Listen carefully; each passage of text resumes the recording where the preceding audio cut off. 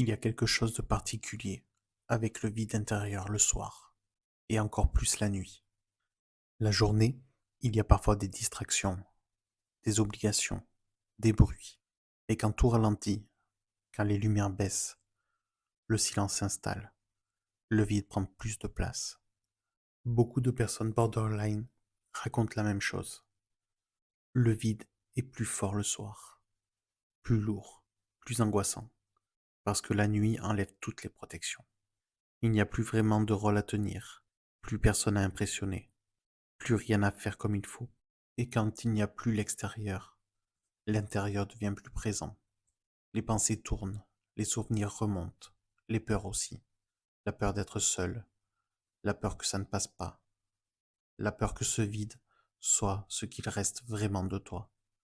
Le soir et la nuit, le système émotionnel est souvent plus fatigué, moins capable de réguler, moins capable de relativiser. Alors le vide, qui était peut-être surmontable la journée, devient envahissant.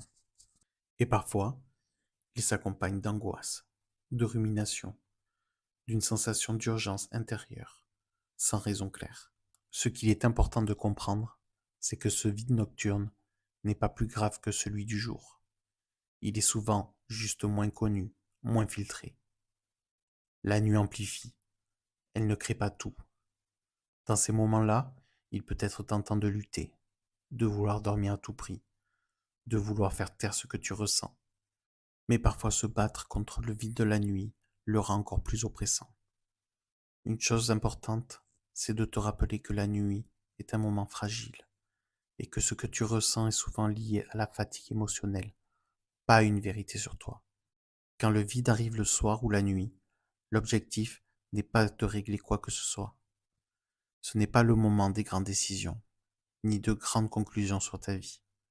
C'est plutôt un moment où il faut réduire la pression, moins réfléchir, moins analyser, moins te juger.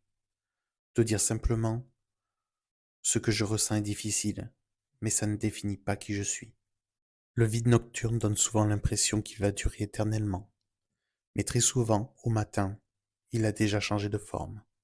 Pas forcément disparu, mais différent, un peu moins écrasant. Dans le prochain épisode, on parlera de comment se parler à soi-même quand le vide est là. Cette petite voix intérieure qui peut soit aggraver, soit apaiser ce que tu traverses. Merci d'être là. Si tu as envie d'aller un peu plus loin, tu peux retrouver des articles, des témoignages et des ressources sur le site ensembleborderline.fr. À très bientôt pour le prochain épisode.